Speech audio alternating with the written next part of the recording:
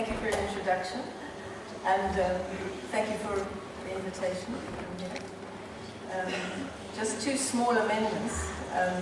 I'm based in South Africa, but I'm Zimbabwean, and my terrain of work is the whole of Africa. And although I am a fellow of the Transnational Institute, that's very marginal to my main area of work, which is throughout Africa. Following this very broad overview that you have had of the history and current situation in Africa, I looked at the title of the presentation that I was asked to make, and it says Africa's Socioeconomic Context.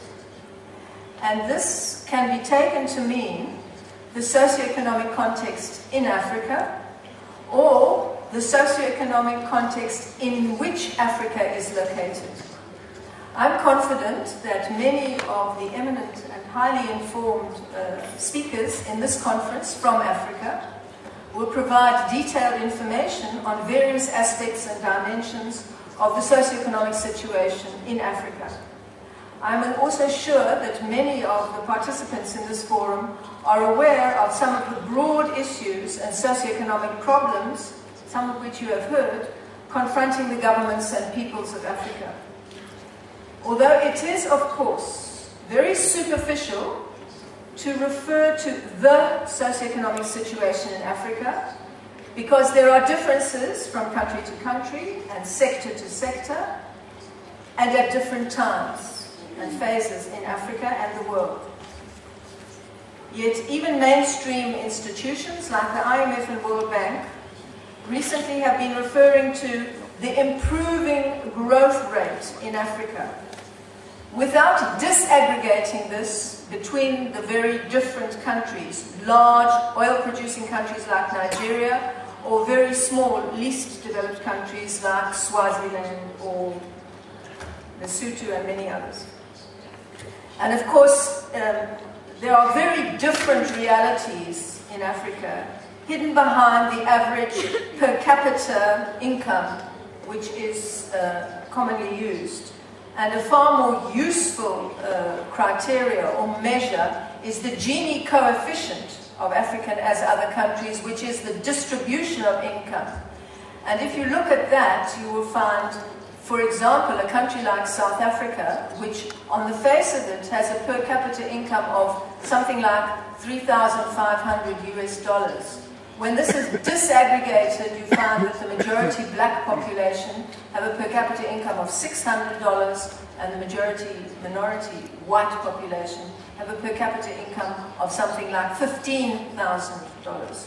So per capita income can also be very misleading. But most importantly of all, such superficial data and statistics, and even more so, the images that are conveyed in the mass media, particularly in Europe, pictures of poverty and war and conflicts and starving children and corrupt governments, do not portray the full picture of the amazing courage and hard work and creativity of Africa's peoples as they struggle to deal with their problems and create solutions. Above all, the superficial explanations for the problems of Africa do not explain the full range and complexity of the factors and forces underlying and driving the socioeconomic problems and even crises confronting the governments and peoples of Africa. There are undoubtedly many factors and forces internal to African countries contributing to these socioeconomic and political problems.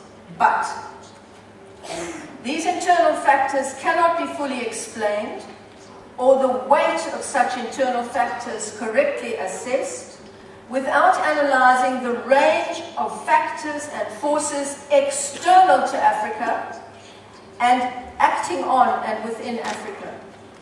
These constitute what is often referred to by African analysts and activists as the subordinate insertion and exploitation of Africa in the global economy. And you've heard some of the historical background to that.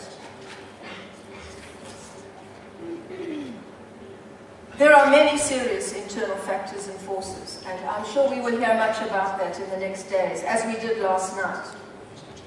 And these are primarily our responsibilities in Africa, in our social and labor and environmental movements to deal with.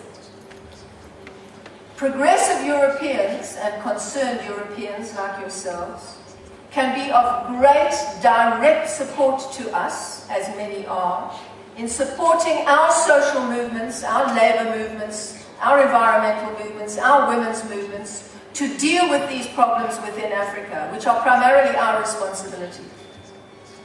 But Europeans have a very important contribution to make to dealing with the crises within Africa, by dealing with the factors and forces that are located within Europe and that arise within Europe. There are many aspects to the bilateral and multilateral relations in the world today, but there are four main areas now and into the future that I would appeal to Europeans like yourselves to become active on and to be a major source of support to our struggles.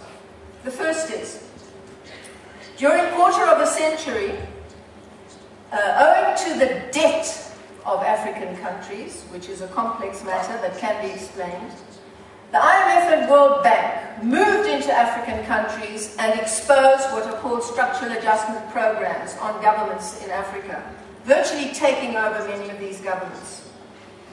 What is important to note is that European governments are major stock shareholders in the IMF and World Bank, and the director of the IMF is always a European.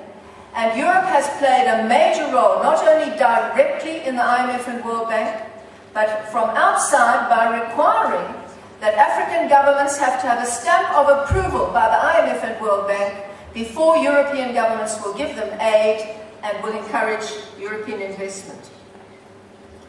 Yet these IMF World Bank programs have had catastrophic effects in Africa, pushing African countries towards cost recovery, commercialization and privatization of social services, water, sanitation, health, education, transport, and even natural resources.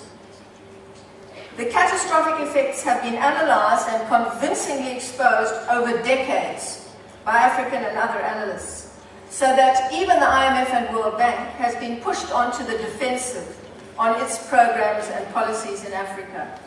These effects, some of which have been referred to, have been quite powerful in the destruction of the small and weak industrial sector in many African countries, leading to deindustrialization, job losses, growing unemployment and poverty in the urban areas, and in the rural areas, destroying the livelihoods of small African farmers and family farmers through the influx of imported goods from richer countries, agricultural goods, including, of course, subsidized agricultural exports from Europe.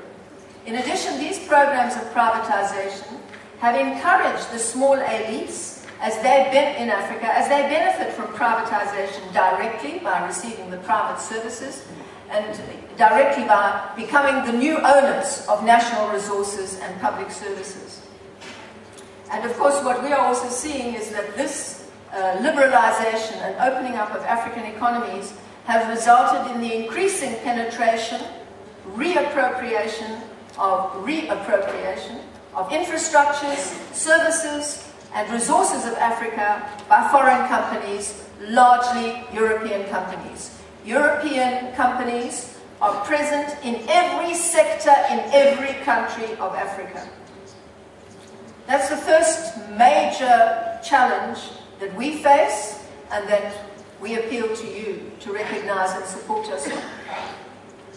But in addition to Europe's role in the IMF and World Bank, Europe has been, through the European Commission, has been a very active player in the World Trade Organization, the WTO, which in some ways has become almost the economic government of the world.